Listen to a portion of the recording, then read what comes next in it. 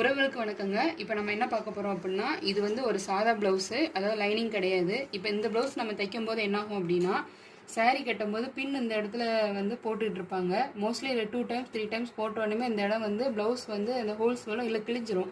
இப்போ நம்ம அந்த பிரச்சனை வராமல் இருக்கணும் அப்படின்னா இந்தமாரி ஒரு கிளாத் எடுத்துக்கோங்க. மோஸ்ட்லி உங்களுக்கு ப்ளவுஸ் பீஸே இருக்குது அப்படின்னா அதை யூஸ் பண்ணிக்கலாம். என்கிட்ட அந்த ப்ளவுஸ் பீஸ் இல்லை, அதனால் அதே கலரில் ஒரு துணி எடுத்திருக்கேன். இதை வந்துட்டு டபுளாக ஃபோல்டு பண்ணிக்கோங்க. கரெக்டாக ஷோல்டரை கனெக்ட் பண்ணி எடுத்துட்டு இப்படி உள்ளே கொடுத்துட்டு ஒரு ஸ்டிச் பண்ணிக்கோங்க. இது சேம் இதே அளவுக்கு வெட்டிட்டு இந்த இடத்துல இப்போ ஸ்டிச் பண்ணிக்கலாம்.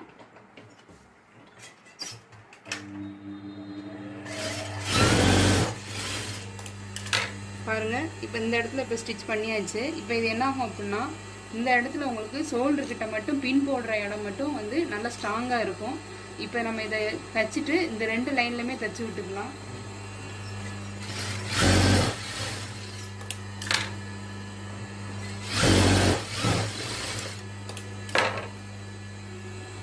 பாருங்கள், இப்போ இது எப்படி இருக்குது அப்படின்னா, உங்களுக்கு இந்த சைடு வந்து டபுள் ஃபோல்டு கொடுத்தாச்சு. இந்த இடம் சுற்றி நம்ம கார்னர் ஃபுல்லாக அடித்தாச்சு.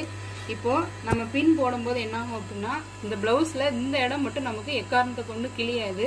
நம்ம டெய்லர்லாம் வந்து தச்சு கொடுக்கும்போதே இந்தமாரி மெத்தடை ஃபாலோ பண்ணுங்கள். பிகினர்ஸுக்கு இது நல்ல யூஸ்ஃபுல்லான டிப்ஸ் தான், நீங்களும் ஃபாலோ பண்ணிக்கோங்க. தேங்க்யூ.